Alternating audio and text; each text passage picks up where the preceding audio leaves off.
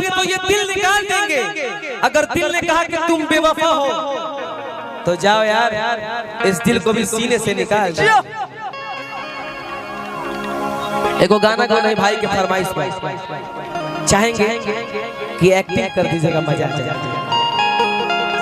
एगो लड़का एगो लड़की से बेइंतहा मोहब्बत करते हैं, फरमाइश हमार तो बुझाता कि गाना गावत गावत हम मरियो जाई तो वो पुरान ना होई। लड़का बड़ी भाव से कहता के दिलवा में सपना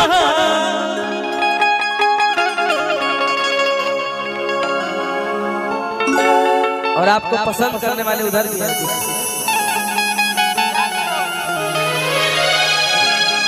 और जोड़ी भी जम रहा है, वो ब्लैक पहने है भैया, आप भी ब्लैक और ग्रीन का मैच पहनी है।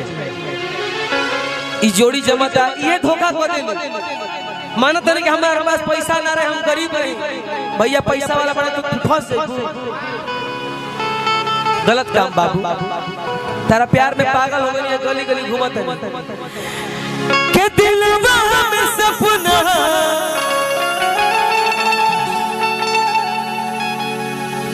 हजार कागे हो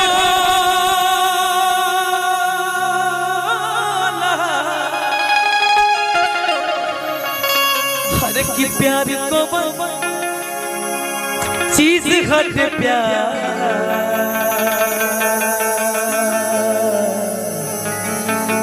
काहे हो। बस निवेदन है इस गाने में भाव दिल से भैया के दिलवा में सपना दिलवा में सपना दिलवा में सपना जान कागे बोला। अरे पगली रे पगली, ये लड़की दिल्ली की नहीं लग रही है यार। इतना भाव कहाँ से आ गया इसमें? केहू बिहारी तार हस्बैंड न रहे इतना भाव नहीं क्यों सब ये खेलल खेल लागत है बिहार के भाव। ये बात love you love you love you चलने दीजिए के दिलवा में सपना जान कागे बोला। यार तुम्हारी याद में पागल हो जी भैया, हमरा घर से प्यार हो जाएगी कसम से। एक बार उठो ना प्यार से उठो ना, वहां जाओ ना, जब कहेंगे प्यार के अरे हाँ जादूगर जी प्यार कैले बनी का कैले बनी प्यार केकरा से हाय ये महिमा से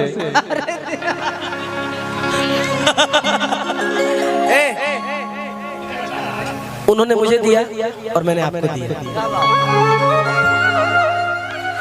के दिलवा में सपना दिलवा में सपना जान काहे बोला। प्यार को बन चीज घट प्यार काहे बोला। प्यार को बन चीज घट काहे बोला। दिलवा में सपना दिलवा में सपना जान काहे बोला। मैं आपको टच कर रहा हूँ लेकिन गलत नजरिए से नहीं, ऐसे कलाकार के चलते भाव के चलते। मेरे पास मेरी गर्लफ्रेंड है लेकिन ये मंच है ना, मैं इसी की रोजी रोटी खाता हूँ, लेकिन मंच से कभी गद्दारी नहीं करता। तो बस छूना है, गले मिलना है, भाव देना है। लगे कि शाहरुख खान और माधुरी दीक्षित बाड़ी साड़ी, शाहरुख खान नो तब के करा के जोड़ जाओ, ऋतिक रोशन चली बड़े बड़े बाल बना हुआ के दिलवा में सपना दिलवा में सपना जान काहे बोला। यही से कहने के कहली दे दो और डिस्टर्ब मत करी सब, हमार दी सर दे प्रेम जी एक कहली दिन दी सर दे। हां हटा दे पैसा। वाह वाह भाव में आई भैया ला ला ला ला ला भसुर जी बने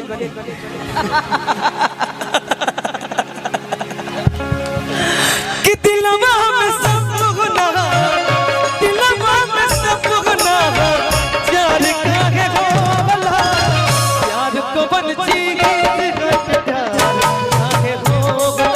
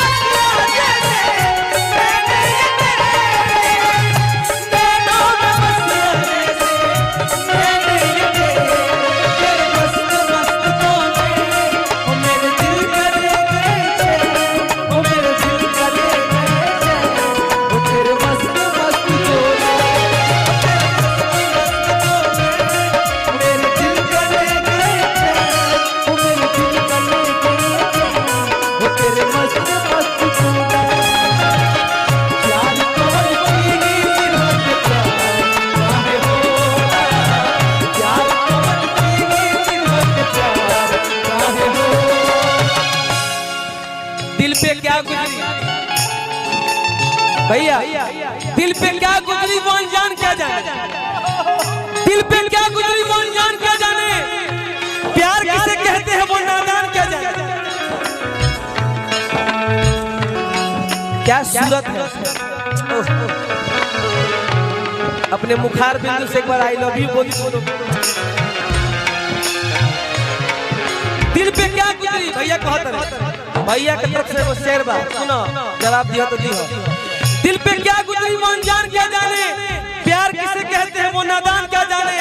हवा के साथ उड़ गया घर इस परिंदे का, कैसे बना था घोंसला वो तूफान क्या जाने। प्यार